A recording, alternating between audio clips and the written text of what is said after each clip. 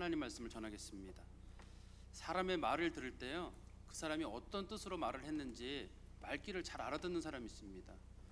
말귀를 잘 알아들으려면 좀 그 사람이 말하는 배경을 좀 알아야 됩니다. 그 사람은 어떤 배경에서 자랐고 어떤 의도에서 말을 하고 있는지요. 그렇지 않으면 말에 오해가 생깁니다. 똑같은 집에서 생활하는 사람들끼리도 가끔 오해가 생길 때가 있습니다. 저는 하나 웃은 얘기가 있었는데요, 이게 이제 이런 경우입니다. 어떤 경우는 영적으로 얘기했는데 너무 육적으로 받아들이는 것도 문제고, 육적으로 얘기했는데 영적으로 받아들이는 것도 문제예요. 제가 이제 영적인 것에 아주 굉장히 관심이 많이 있는데, 하루는 한 달 전쯤인데 어떤 목사님들하고 모임이 있어가지고 제가 가게 됐습니다. 저는 이제 그 목사님들하고 얘기 나누고 있는데 뒤에서 어떤 목사님들 두 분이 얘기를 나누시는 거예요. 어떻게 왔냐 이렇게 물어보신 겁니다. 어떻게 왔냐는 말은 그냥 사람들끼리 흔히 물어보는 말이잖아요. 근데 저는 인생을 어떻게 왔냐 이렇게 들렸어요, 제 귀에. 그래서 어떤 말이 나올까 궁금했는데 차 타고 왔다 그러더라고요. 두 번째 질문은 뭐냐면, 너 그러면 어떻게 갈 거냐? 뭐 어떻게 갈 거냐 말은 차 타고 왔으니까 뭐 가는 말이 있겠죠. 근데 제 귀에는 야, 도대체 뭐라고 말할까? 어떻게 갈 거냐라는 말 자체가 상당히 철학적이고 좀 영적인 질문인데, 뭐라고 말할까 들었지만 차 타고 갈 거라 그러더라고요. 그분은 길 얘기는 그냥 살아가는 일상적인 얘기입니다. 차 타고 왔고 차 타고 갈 거고, 또 차 타고 갈 때는 누구랑 같이 갈 거냐, 또 누구랑 같이 갈 거냐 말도 제가 들을 때는 누구랑 같이 갈까? 운전사랑 같이 간다. 자기 태우고 온 사람 있는데 그 사람하고 같이 간다. 가벼운 얘기입니다. 근데 이걸 영적으로 들으려고 막 하니까 복잡해지는 거예요, 생각이요. 근데 이 얘기를 그냥 가만히 있는 대로 들었으면 어떤 분이 차 타고 왔다가 갈 때 자기 태워준 사람하고 같이 간다는 얘기입니다. 그런가 하면 어떤 얘기들은 꼭 영적으로 들어야 되는 얘기들이 있습니다. 영적으로 들어야 되는 얘기들이 있는데 그걸 육적으로 들어버리면 그 말씀이 이해가 되지 않고 오해가 되는 경우가 있습니다. 그 대표적인 말씀이 오늘 우리가 읽었던 이 본문에 있는 말씀이에요. 이 말씀을 우리가 너무 잘 알고 있고 우리들에게 익숙한 말씀입니다. 이 말씀은 예수님께서 특히 요한복음 말씀이 특징입니다만 매우 영적인 얘기들을 하려고 합니다. 그래서 땅에 초점을 두고 있는 사람들은 이 얘기가 공허합니다, 말씀을 들을 때. 그런데 이 얘기를 영적으로 받아들이는 사람들은 영적인 충만함을 얻죠. 배고픈 사람에게 영적인 얘기를 주면 사실 도움이 안 됩니다. 그러나 영적인 얘기가 목마른 사람에게는 이 얘기가 가슴 좀 깊이 다가옵니다.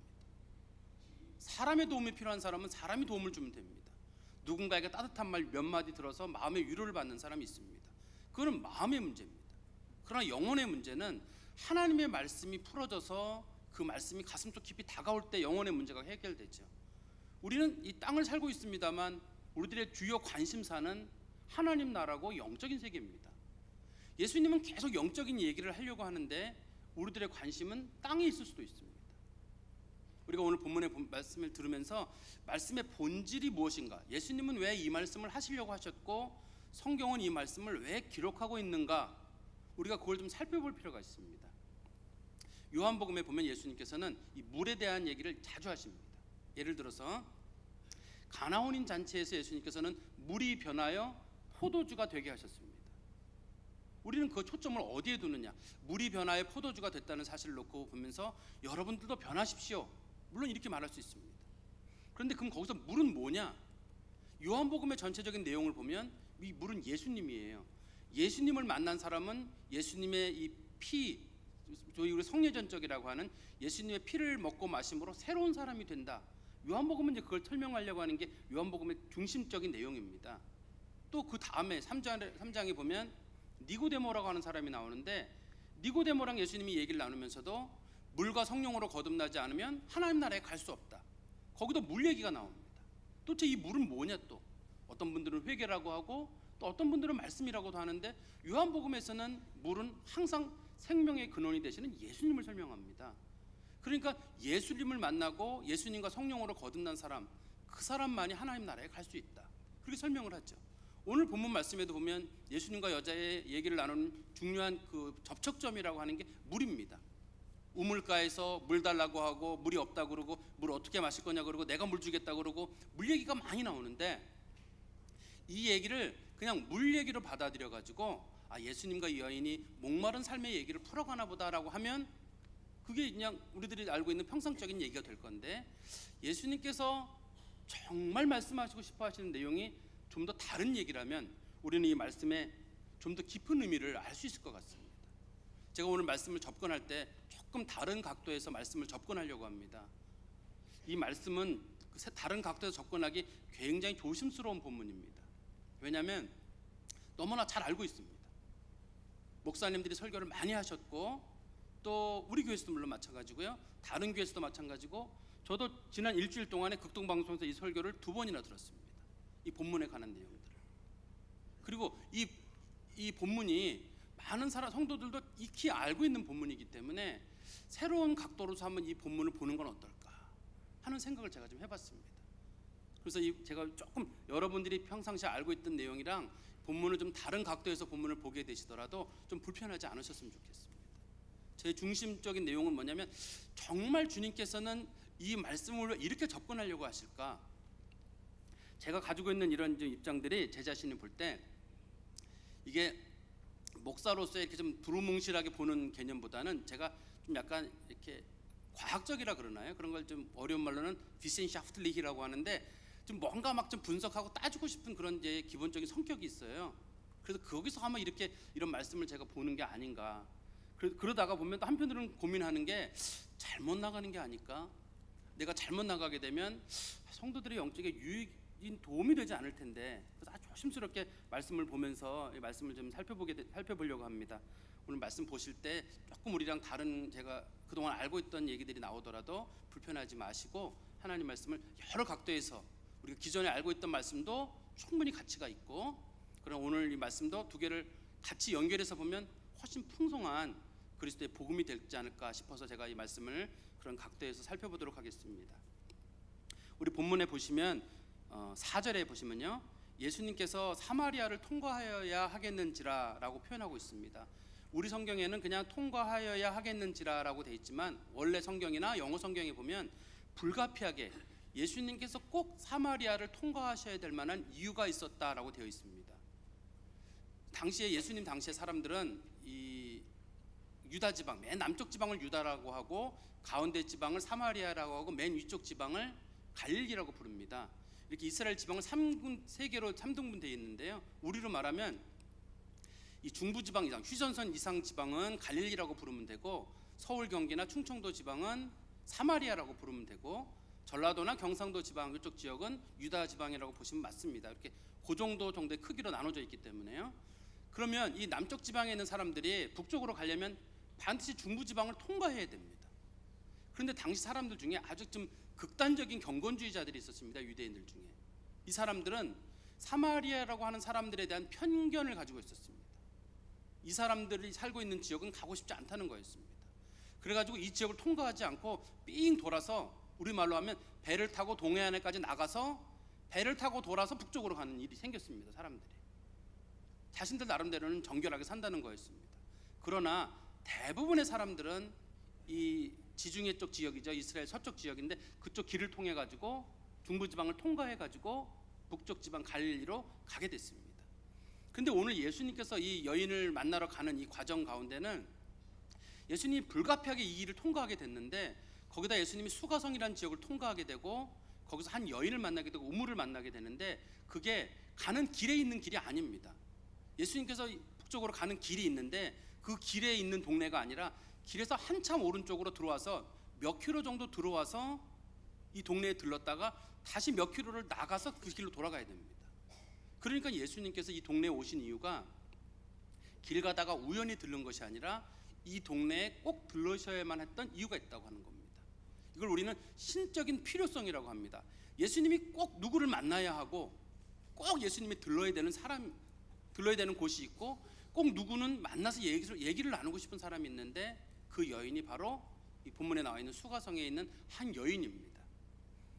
이 여인이 예수님을 만나는 장소가 어디로 성경이 설명하고 있냐면 우물로 설명을 하고 있는데요, 이 여인과 예수님이 만나는 우물은 수가성에서 상당히 거리가 떨어진 야곱의 우물이라는 곳입니다. 수가라고 하는 성은 바로 옆에 세겜이라고 하는 동네랑 같이 붙어 있는데 한 1km 정도 거리가 있고요, 수가성 사람들은 물을 들어갈 때 북쪽으로 한 1.5km 정도의 좋은 우물이 있습니다. 그곳에 가서 물을 떠옵니다, 일반적으로. 그런데 이 여인이 예수님을 만난 우물은 수가성에서부터 남쪽으로 한 4km 정도 떨어진 우물입니다. 그러니까 일상적으로 물을 뜨러 가는 사람들이 물을 뜨러 갈 수 있는 우물이 아닙니다. 이 우물은 아주 특별한 우물이고 아주 특별한 장소입니다. 또 이 우물이 있는 데가 평지가 아니라 그리심산이라고 하는 산과 에발산이라고 하는 산, 이스라엘 백성들이 이제 가나안 땅 들어가기 직전, 가나안 땅에 들어가서 하나님께서 그곳에서 축복을 선포하실 때 나온 우물인데요. 그 우물에서 그 물을 뜨러고 이 여인이 온 겁니다. 근데 이 장소가 어디냐면 당시 사람들이 볼 때는 매우 영적이고 신령한 장소입니다. 당시에 그 사마리아 사람들은 이곳에서 하나님을 만나고 이곳에서 예배가 이루어진다고 생각했던 그런 귀한 자리였습니다. 근데 그곳에서 예수님과 이 여인이 만나게 됩니다. 그런데 이 여인과 예수님이 만나는 시간이 이제 문제입니다. 이 여인과 예수님이 만나는 시간이 몇 시라고 되어 있죠? 6절에 보면 거기 야곱의 우물이 있더라. 예수께서 길 가시다가 피곤하여 우물 곁에 그대로 앉으시니 때가 6시쯤 되었다. 우리가 일상적으로 이 6시라는 시간을 어떻게 이해하느냐에 따라서 말씀 방향이 많이 달라집니다.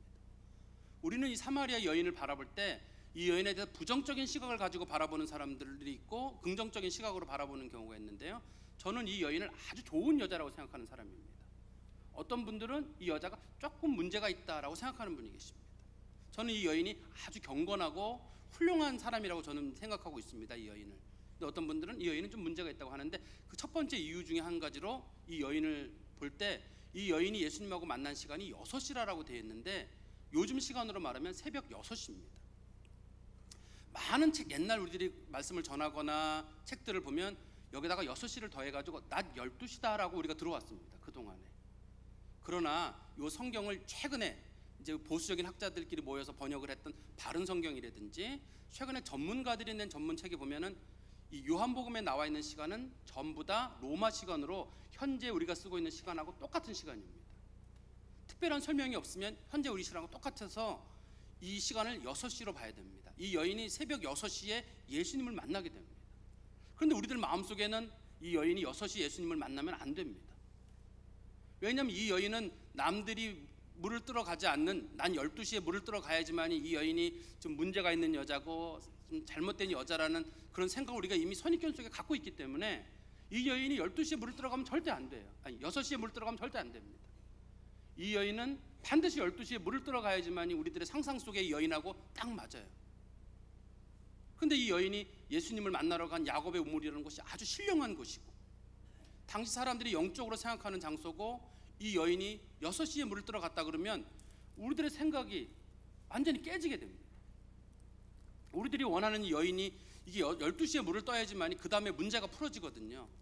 왜냐하면 이 여인이 12시에 물을 떠야지만이 이 여인은 인생에 갈급한 여자였고 예수님이 이 여인을 만나서 생수를 줬다 이래야지 우리가 마음이 편한데 성경에서 제가 6시라고 말을 하면 어떤 분들은 좀 당황할지도 모릅니다. 아니야 그래도 12시가 아마 목사님이 오늘 특별히 이렇게 좀 뭔가 새로운 얘기를 하려고 6시라고 하나 본데 요즘 나오는 성경책들은 보면 밑에 다 로마 시간이라고 특히 요한복음 같은 경우는 일일이 다 써놨습니다. 특히 바른 성경이나 최근에 번역된 성경들은 보면 요한복음은 반드시 로마 시간으로 봐라. 만일에 요한복음을 로마 시간으로 보지 않게 되면 예수님이 십자가에 2번 달리게 됩니다. 예수님 십자가 달린 시간이 마태복음하고 마가복음, 누가복음이랑 요한복음이 다르기 때문에 예수님 십자가에 올라갔다가 우리 상상 때문에 한 번 또 내려왔다가 또 한 번 올라가야 돼요. 왜냐면 우리가 원하는 시간은 분명히 여기다 플러스 6을 해야 되는데 요한복음의 시간은 다르니까 그럼 예수님 그냥 뭐 목사님 상관없이 예수님 차라리 2번 죽더라도 상관없다 이럴지 모르겠어요. 여러분들의 상상 속에 있는 시간을 조금 바꾸세요. 12시로 주지 마시고 요한복음에 있는 시간은 전부 다 현재 우리가 말하는 일반적인 시간하고 똑같습니다. 로마 시간을 적용하고 있다는 거죠. 그렇게 되면 이 여인이 우리가 알고 있던 여자랑은 다른 여인이 되게 됩니다. 우리가 알고 있던 여인은 12시에 그 뜨거운 햇볕에 다른 사람들은 물 들어가지 않는 시간에 혼자 물동이를 이고 물을 들어 우물로 터벅터벅 가는 그 여인입니다. 사람들과 만남을 피해야 되고 뭔가 흠이 있고 뒤에 나오는 남편 얘기랑 연결해 보면 성적으로도 문제가 있거나 가정으로 무슨 큰 문제가 있는 여인이어서 이 여인이 그래야 되는데 이 여인이 예수님을 만난 시간이 6시고 거기다가 이 여인과 예수님 만난 장소가 그렇게 좋은 곳이라 그러면 이게 우리들 상상을 확 뒤집는 얘기가 되기 때문입니다. 이 여인은 이 성경적인 내용을 볼 때 주님의 말씀에 매우 목마른 사람입니다. 하나님의 목말라 있고 무언가 영적인 거 찾으려고 하는데 찾지 못해가지고 영적으로 매우 힘들어하는 여인. 어떻게 하면 내가 좀 더 영적인 사람이 되고 어떻게 하면 좀 더 하나님 앞에 가까이 가느냐 하는데 방법을 가르쳐주는 사람이 없는 매우 지친 여인입니다. 우리가 하나님 말씀을 볼 때도 그렇고 또 사람들과 살 때도 그렇고 내가 정한 기준으로 가지고 사람을 평가하지 마시기 바랍니다. 어떤 분들은 그럴 겁니다. 이거를 6시라고 제가 말씀을 드려도 아니야, 그래도 나는 12시로 볼 거야. 그런 분도 계실지 몰라요. 왜냐하면 나는 그동안 12시로 꼭 봐왔기 때문에. 이게 우리들에게 남겨진 선입견인지도 모릅니다. 누군가를 보는 기준도 그래요. 내가 정한 기준을 가지고 사람들은 이 여인을 쥐락펴락하는 겁니다. 내가 마음속에 12시라고 꼭 마음에 두고 있었기 때문에 이 여인이 문제가 있는 여인이어야 돼요. 사람을 볼 때도 마찬가지입니다. 내가 정한 기준이 있습니다. 어떤 사람은 사람을 학벌로 기준으로 보는 사람이 있습니다. 어떤 사람은 사람을 재물의 정도로, 직업의 정도를 가지고 사람들을 보는 사람이 있습니다. 그 사람한테는 아무 얘기도 안 통하는 거예요. 그 사람이 사람을 재물의 양으로 사람을 본다. 그러면 그 사람한테 가서 재물이 없어도 좋은 사람이 있다. 그럴 수 있을 겁니다. 그런데 사람들은 재물이 없는 사람은 뭔가 문제가 있는 사람이다. 재물에 초점을 두고 있는 사람이 있을 겁니다. 직업을 기준으로 삼고 있는 사람은 직업이 좋은 사람들은 아주 좋은 사람들이고 그렇지 못한 사람들은 조금 떨어지는 사람으로 보는지도 모릅니다. 또 학벌도 마찬가지죠. 누구는 좋은 데 갈 수 있고 누구는 좀 덜 좋은 데 갈 수 있는데 그것도 사람을 평가하는 기준이 되지가 않는데 우리는 내가 생각하는 어떤 기준을 딱 정해놓고 나서 타인을 나의 기준의 잣대에 딱 넣어놓습니다. 그래서 이 사람은 좋은 사람, 이 사람은 나쁜 사람. 저는 그 대표적인 경우가 이 사마리아 여인이 아닌가 싶습니다. 사마리아 여인이 그렇게 나쁜 여자 같지는 않은데 우리가 생각하기를 좀 부정적인 눈으로 이 여자를 보진 않았는가. 예를 들어서 우리가 이제 하나님 나라에 가가지고 이 여인을 만납니다. 하나님 나라에 가면 우린 대부분의 성도들을 만나게 될 텐데요. 이 여인을 만나가지고 우리가 얘기를 합니다. 그 아주머니 그때 12시에 물 들어왔던 아주머니 아니세요? 근데 이 아주머니가 나는 12시가 아니라 6시에 왔었는데요. 그럼 우리가 생각하기를 다른 아주머니구나. 이렇게 생각할지도 모를 것 같아요. 아주머니 그 가정에 문제가 많고 그래가지고 피해가지고 남편 많았던 그 아주머니죠. 그런데 이 아주머니가 난 남편 문제도 크게 문제는 없었어요. 아주머니 착각하시는 거 아닌가요? 그럴 수도 있을 것 같아요. 이 여인에 대한 얘기가 아주 부정적으로만 보면 부정적으로 보이는데 긍정적으로 보면 긍정적으로 보이고 누군가에 대한 오해는 좀 없었으면 좋았을 것 같습니다. 이 편견이라고 하는 거 사람들을 참 힘들게 만들어요. 제가 어린 시절에는 이 약간 혼혈 아이들에 대한 편견이 심했습니다. 지금도 물론 혼혈아가 심한데 친한 친구 중에 죄송합니다. 흑인 혼혈아가 있었어요. 맥스리라고 이름이 맥스예요. 근데 이제 아버지 성을 따르지 않고 어머니 성을 따라서 리라고 붙여가지고 맥스리라는 친구가 있었습니다. 아주 키도 크고 우리들 한국 태어났으니까 한국말 잘하고 사람 취급을 사람들이 하지 않았습니다. 왜 사람들이 그 사람에게 걔한테 돌을 던지는지 모르겠어요. 걔가 무슨 잘못을 하는 것도 아니고 얼굴이 그저 까맣다는 이유만으로 지금부터 한 40년 전이니까 막 사람들이 돌을 던지고 헛살게 굳더라고요. 이스라엘 백성들도 당시에 사마리아 사람들에 대한 편견이 있었습니다. 사마리아 사람들은 더럽고 추잡하고 그 사람들은 혼혈의 피가 섞여 있고 꼭 그렇지만은 않았습니다. 사마리아 사람들이. 근데 자신들의 시야는 그렇게 바라봤습니다. 사마리아 사람들 스스로는 우리는 에브라임 사람과 므낫세의 자손이라고 믿고 살고 있었는데 이방 사람, 유대인 사람들은 그들을 그렇게 보지 않았습니다. 편견의 눈을 가지고 보고 있었고요. 그래서 유대인들하고 사마리아 사람들은 서로 상종을 하지 않았습니다. 서로가 가지고 있는 그 편견이 사람을 어렵게 만듭니다. 그래서 제 친구 맥스리도 결국은 견디지 못하고 아버지가 계신 집 미국으로 가게 됐어요.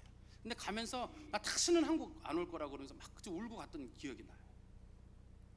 요즘은 좀 다문화 문화가 돼서 좀 덜한지 모르겠는데 우리 사회가 순혈주의 때문인지 사람에 대한 그런 좀 평가, 비하, 나랑 조금만 다르면 사람들을 내려보고 사람들을 깔보고 전 그거 좋지 않다고 생각합니다.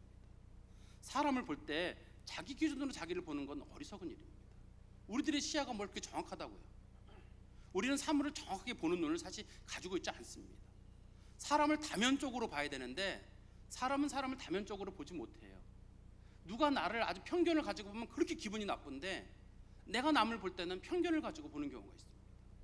사람을 있는 그대로 좀 봐줄 줄 알고, 사랑할 줄 알고, 존중할 줄 알고, 그리고 그 사람의 말도 좀 다양한 각도에서 좀 청취해주고 믿어주는 그런 게 있어야 되는데, 사람의 말을 들을 때에도 내가 정한 기준을 벗어나지 못하고 계속 거기에 초점을 둔, 거기서 벗어나지 못하고 오해하고, 오해가 점점점 쌓이는 일이 있다는 것을 보게 됩니다. 이 여인에 대한 선입견이 일단 한 가지는 제거가 됐습니다. 일단 6시라고 하는 것이 12시가 아니라 이게 아침 6시라고 했으니까 이제는 문제가, 저는 풀어지기 쉬운데 아마 선입견을 가지고 계신 분들은 문제가 풀어지기 어려울 거예요. 도대체 그럼 예수님하고 이 여자가 나눈 얘기인가 무엇인가? 제가 처음 말씀드렸습니다만 이 말씀을 좀 더 영적으로 바라볼 필요가 있어요. 예수님께서 이 여인에게 던진 첫 마디 말은 뭐냐면 물 좀 달라는 거였습니다. 우리 생각할 때는 예수님이 목이 말라서 물을 달라고 했나 보다 라고 생각하기 쉬운데 그렇지 않습니다. 예수님이 여인에게 물을 달라고 하니까 여자가 예수님께 뭐라고 말씀드리냐면, 사마리아 사람과 유대인들은 서로 얘기하지 않고 여자와 남자는 서로 얘기하지 않는데 어떻게 당신이 내게 물을 달라고 합니까? 유대인 남자가 사마리아 여자에게 물을 달라고 하는 것 자체가 당신에 통용되지 않는 겁니다. 거기다가 예수님은 율법을 잘 아는 랍비입니다. 예수님의 제자들이 음식을 사러 동네에 들어갔기 때문에 예수님이 불가피하게 말하는 것처럼 보입니다만 사실은 원칙적으로는 물이든 뭐든 달라고 할 수가 없습니다. 두 번째는 이 여인이 예수님께 하는 말씀 중에 이런 게 있습니다. 11절에 보면, 주여 물 기를 그릇도 없고 이 우물은 깊은데 어디서 그 생수를 얻겠습니까? 여긴 지금 두레박이 없습니다. 이 우물에 여인이 물을 기르러 온 거는 맞는데 두레박이 없습니다. 그리고 이 우물의 깊이는 고고학적 자료도 그렇고 최근에 성지순례 가는 분들이 이 우물의 깊이를 재는데 과거에는 41m쯤 됐다고 하고 지금도 한 30여 미터 정도 되는 팔레스타인 지역에서 제일 깊은 우물입니다. 그래서 이 두레박 줄을 내리는데도 30m 정도 내리고 내려서 여자가 혼자 끌어 올리기 어려울 만큼 깊은 우물입니다. 이 여인이 예수님에게 물을 줄 수도 없고요. 줄 수 없는 이유는 우물이 너무 깊기도 하고, 두 번째는 이 우물에 두레박이 없습니다. 물을 줄 수 있는 그릇이 없습니다. 이 여인하고 예수님 얘기 속에는. 예수님은 그걸 모르셨을까요? 알고 계신 분이니까 예수님은 여인에게 이렇게 말하죠. 물 달라는 얘기가 초점이 아니다. 뭐라고 말씀하시냐면 10절에요.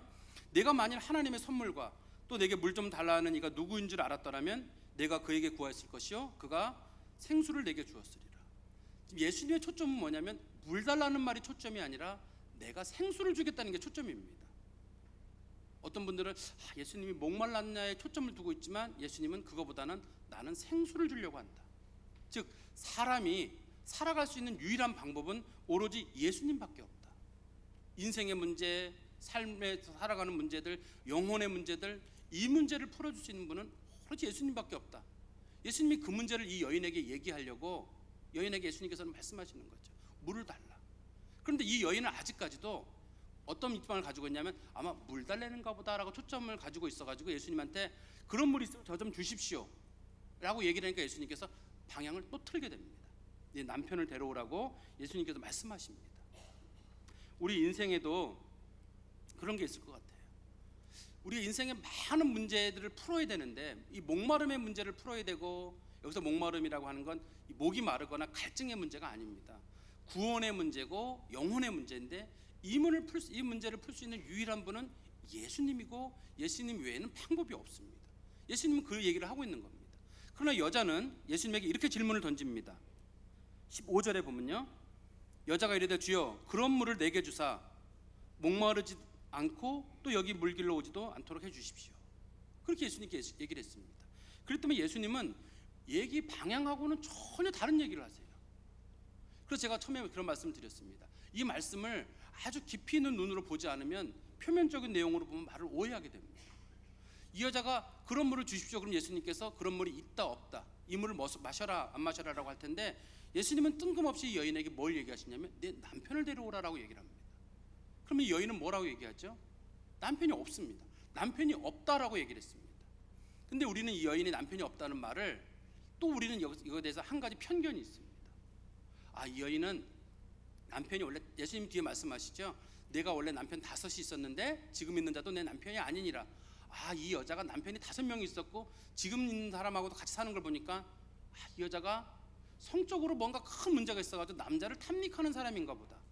아니면 무슨 일인지는 모르지만 결혼을 5번 하고 6번째까지 결혼을 한 사람인가 보다. 또 어떤 사람들은 이 여자가 아주 매춘업에 종사해가지고 여러 남자를 만나는 사람인가 보다. 또 어떤 사람들은 이 여인이 아주 부자여가지고 남편을 5-6명을 한 번에 거느리고 있는 여자인가 보다. 어떤 사람들은 성경에 나오는 얘기 중에 왜 계대 결혼 중에 그런 게 있죠. 형이 죽으면 동생이랑 결혼하고 이렇게 그런 식으로 7명까지 결혼하는 일이 있는데 아마 그렇게 된 건가 보다.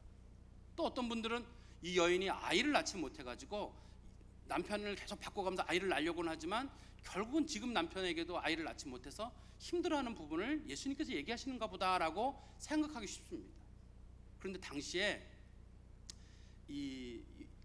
당시의 그 법의 기준으로 남자든 여자든 왕이든 간에 결혼은 2번 이상 할 수 없습니다. 결혼을 2번 이상 할 수 없고 남편과 아내를 2명 이상 가질 수가 없습니다. 어떠한 경우에도. 이런 예외적인 경우가 있는데 남편이나 아내가 2번 다 죽었을 경우 이례적으로 1번 정도 허용할 수 있는데 남편과 아내가 3번 죽었으면 4번째, 5번째로는 통하지가 않습니다. 그건 어떤 경우도 안 되는 경우로 딱 못 박아놨기 때문에 이 여인을 가지고 우리가 남자가 많았던 여인이다, 성적으로 문란한 여인이다, 문제가 많았던 여인이다, 그렇게 보면 우리가 큰 오해입니다. 이 여인이 그렇게 나쁜 여인이 아니에요. 이 말씀만 놓고 보면, 당시의 기준을 놓고 보면 이 여인은 그렇게 나쁜 여정이라고 할 수가 없습니다. 예수님께서도 그걸 알고 계세요. 내 남편을 데려오라라고 하니까 여인이 하는 말이 난 남편이 없다라고 얘기를 하니까 예수님께서 내가 남편 5 있었으나 지금인자도 내 남편이 아니라는 말은 예수님과 이 여인과만 알고 있는 무슨 얘기가 있는 겁니다. 요세푸스라고 하는 기독교 초기 역사를 기록하고 있는 학자는 이 얘기를 어떻게 해석을 했냐면 당시 사람들은 이 얘기를 이렇게 이해했답니다. 열왕기하 17장 24절, 30절, 31절에 보면 아수르 사람들이 북쪽 이스라엘에 쳐들어와가지고 지금 사마리아 지역입니다. 쳐들어와가지고 5 지역에 있는 사람들이 이사를 왔습니다. 바벨론 사람들이 이사를 왔다든지 혹은 굿이라고 하는 지역, 그 다음에 하맛이라고 하는 지역, 아와라고 하는 지역이랑 스바라임이라고 하는 지역에서 5 종류의 사람들이 왔는데 그들이 신을 각각 데리고 왔습니다. 자신들의 신상을 가지고 왔는데 그것이 나중에 이 사마리아 사람들의 종교 생활의 일부가 됐습니다. 그래서 여기서 말하는 남편 5은 그들이 가지고 온 우상 5개를 말하는 것이다. 그리고 여기서 6번째 남편이라는 말은 그 우상에 만족하지 못하는 사람이 또 다른 신들을 찾아가려고 계속적으로 몸부림치는 것을 보면서 예수님께서 우상 쫓아가지 말고 하나님 쫓아가라, 세상 바라보지 말고 하나님 바라보라고 예수님께서 하시는 말이다 라고 그 사람이 그것을 설명을 해놨습니다. 실제로 이 얘기도 그렇게 접근하는 게 훨씬 맞습니다. 예수님께서 남편 없다는 얘기를 딱 했더니만 이 여인이 하는 말이 그러면 당신 선지자시군요, 선지자라는 말을 예수님께 합니다. 당신 정말 잘 아시는군요, 내 비밀을 안다는 말이 아니라 영적인 부분을 보실 줄 아시는군요 라고 말씀한 다음에 이 여인이 예수님에게 이렇게 물어봅니다. 그러면 예배는 어디서 드려야 합니까? 우리 본문 말씀해 보시면요 20절에 나옵니다. 우리 조상들은 이 산에서, 이 산은 그리심산입니다. 우리 조상들은 그리심산에서 예배드리라고 했는데 당신들은 예루살렘에서 예배드리라고 했는데 지금 우상 섬기는 게 문제입니까? 아니면 예배드리는 장소가 문제입니까? 그리심산이 문제입니까? 예루살렘이 문제입니까? 지금 이 여인은 영적으로 굉장히 우상 숭배를 쫓아가고 하나님에 대한 갈급함이 도리어 우상 숭배를 가고 있었는데 예수님께서 우상 숭배하지 마라, 하나님만 바라봐라라고 하니까 이 여인이 하는 말이 그러면 어디서 예배를 드려야 합니까? 예배 드리는 게 문제입니까? 그랬더니 예수님께서 예배 드리는 장소가 중요한 것이 아니다. 예루살렘에서도 말고 그리심산에서도 말고 하나님께 예배하는 자는 신령과 진정으로 예배해라. 주님 이렇게 말씀을 하십니다. 하나님은 영이시니 예배하는 자가 신령과 진정으로 예배하라.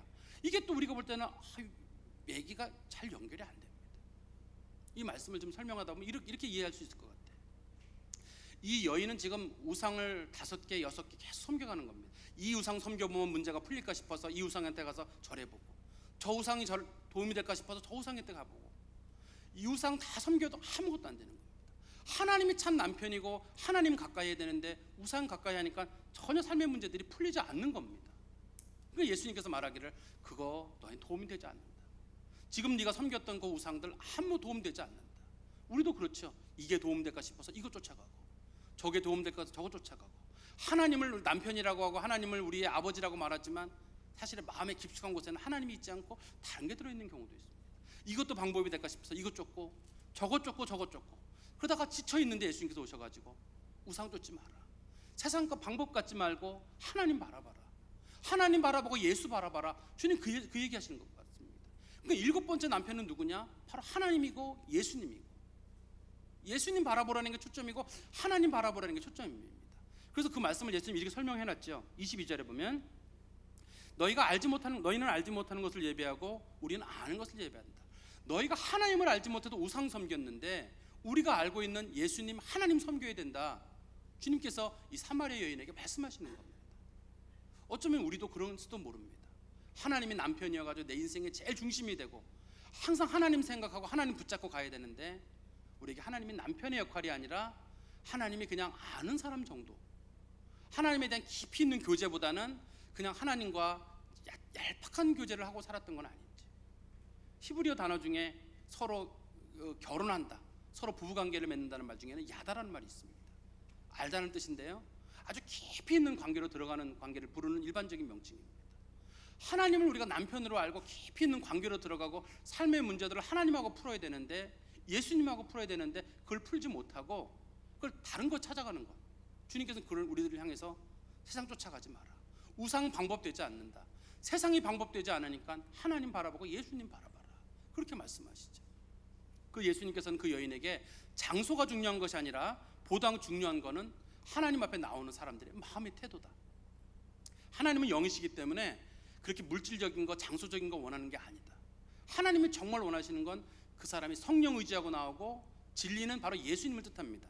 우리 요한복음 18장 37절에 보면 진리가 무엇이냐의 문제에 대해서 예수님은 자신이 진리라고 말합니다. 내가 진리이기 때문에 하나님 의지하고 나오는 사람들은, 하나님 앞에 예배드리는 사람들은 성령님 의지하고, 예수님 이름 의지하고, 예수 말씀 의지하고, 예수 피 의지하고, 예수 십자가 의지하고 하나님 앞에 나와야 된다. 하나님 그런 사람 예배 받으신다는 거예요. 하나님 아무 예배나 다 받으시냐? 그렇지 않습니다. 예배 드리는 사람들이 성령을 의지하고 나와야죠. 옛날에는 이 성경을 어떻게 번역했냐면 신령과 진정으로라고 번역을 해놨습니다. 물론 그 의미도 충분히 의미가 있습니다. 그런 요즘 성경들은 이거를 영과 진리로 이렇게 번역을 해놨는데요, 이게 조금 더 의미에 가깝습니다. 성령으로, 하나님의 영에 충만한 가운데서 하나님의 영을 사모하는 마음으로 영이 인도하시는 대로 나오고, 그리고 예배 드릴 때는 항상 예수의 십자가 피를 의지하고 나오는 겁니다. 저 문을 열고 들어올 때 예수의 피를 의지합니다. 죄가 많고 허물이 많지만 하나님 다 용서해 줄 줄 믿고 나오는 거죠. 그렇게 나오지 않으면 우리는 잘못하면 교회 마당만 밟을 뿐입니다. 말라기서 1장에서는 그렇게 말하죠. 제발 하나님 앞에 회개하지 않고 죄 짓고 그대로 들어오는 사람들이 있으면 제발 누가 성전문을 닫아줬으면 좋겠다. 우리는 아무나 나오면 하나님이 좋아할 것 같지만 하나님은 성령 의지하고 예수의 십자가 의지하고 예수의 이름 의지하고 나오는 사람을 좋아합니다. 예수님께서 말씀하시는 건 뭐냐면 지금은 너희들이 알지 못하지만 나중에 때가 온다. 하나님 앞에 예배드릴 때가 오는데 그때는 영과 진리로 예배해라. 지금 바로 이때입니다. 우리가 하나님 앞에 예배드릴 때 영과 진리 가운데서 예배드리는 것이 우리들에게 필요한 겁니다. 말씀을 정리하면 하나님은 어떤 사람이 하나님을 만났느냐, 이 본문에 보니까 이 여자는 정말 영적으로 하나님에 대한 깊이 있는 사모함이 있는 여인이었던 것 같습니다. 갈급해서 이거 방법일까 저거 방법일까 갈급한 모습으로 찾아가고 있을 때 주님께서 방향을 틀어가지고 이 여인을 만나셨습니다. 사람들에게는 편견이 있어서 우리들의 편견입니다. 우리들의 편견으로는 이 여인을 제대로 되지 않는 여인으로 봤습니다만, 주님께서는 이 여인이 주님을 사모하는 여인으로, 뭔가 영에 대한 목마른 여인으로 이 여인을 보셔서 이 여인을 만나셨습니다. 우리들에게 영적인 사모함이 있어야 됩니다. 이 허전한 마음을요, 음식으로 채워지지 않습니다. 사람들과의 관계로 허전한 마음이 채워지지 않습니다. 허전한 마음은 성령으로 채워지고 예수로 채워져야죠. 그게 주님께서 말씀하시는 말씀의 본질이 아닐까 싶습니다. 두 번째는 이런 삶의 문제들을 해결하실 분은 오로지 예수님 뿐이십니다. 다른 데 방법이 있는 게 아닙니다. 삶의 문제도 그렇고 영혼의 문제도 그렇습니다. 특히 영적인 문제들은 다른 것 가지고 해결되지가 않습니다. 오로지 예수님 의지하고 예수님만 붙잡고, 마치 이 사마리아 여인이 5우상 6우상 섬겨도 전혀 마음에 기쁨이 없고, 이거 잘 되고 저거 잘 돼도 마음속에 공허한 마음이 남게 됩니다. 주님께서 정말 원하시는 건 내가 정말 하나님 바라보고 천국 바라보고 영적인 생활을 꿈꾸고 하나님의 자녀로서 영적인 풍요로움을 느끼려고 한다면 예수 바라봐라. 예수가 답이라고 말합니다. 마지막으로 주님께서는 하나님 앞에 나오는 사람들은 그 마음이 항상 성령 의지하는 마음으로, 항상 예수 의지하는 마음으로, 성령 의지하는 마음으로 나오려면 죄를 회개하는 마음으로 나와야 합니다. 죄가 있는 곳에는 하나님의 성령의 역사가 약화됩니다. 죄를 회개하고 성령의 충만함 가운데 깨끗한 모습으로 나오는 게 필요하고요. 부족한 죄인이지만 항상 예수 이름 붙잡고 나오는 게 필요합니다. 예수님은 자기 이름 의지하고 십자가 의지하고 나오는 사람들 기뻐 받으십니다. 저는 바라건대 우리 여기 나와 있는 모든 성도님들이 이 말씀을 기억하시고 영적인 성도들이 되시기를, 그리고 영적으로 풍성한 성도들이 되시고 삶의 모든 문제들을 예수 안에 푸시고 하나님 앞에 나올 때는 항상 성령 의지하고 예수의 십자가 의지하고 예수님 바라보고 나오시는 성도 되시기를 주님의 이름으로 소망합니다. 기도하겠습니다. 하나님 아버지, 귀한 말씀으로 저희를 가르쳐 주셔서 감사합니다. 목마른 여인이 하나님을 만나고 예수님을 만나고 그 속에서 주님으로부터 귀한 진리의 말씀을 깨닫고 하나님을 섬기는 방법을 배웠습니다. 저희도 이 말씀 따라서 하나님 섬길 때 성령으로, 진리로, 신령과 진정으로 하나님 섬기며 살아가는 자들 되게 하여 주시옵소서. 세상 바라보지 않게 하시고 우상 바라보지 않게 하시고 우리들을 현혹하는 것들 바라보지 않게 하시고 항상 천국 백성답게 예수 그리스도께 초점을 두며 하나님만 믿고 나아가는 사람 될 수 있도록 하나님 역사하여 주시옵소서. 하나님 아버지, 우리들의 마음을 흔들게 하는 것들이 참으로 많이 있습니다. 우리들이 제대로 알지 못해서, 우리 깨닫지 못해서 우리들이 미련하고 잘못된 것에 시선을 두어서 문제가 일어나는 일이 많이 있습니다. 우리들의 시선을 예수께 두게 하시고, 비록 우리가 세상을 살아갈 수밖에 없지만 우리들의 마음의 표대는 항상 천국과 영원한 세계가 될 수 있도록 하나님 역사하여 주옵소서. 예수님 이름으로 기도하옵나이다. 아멘.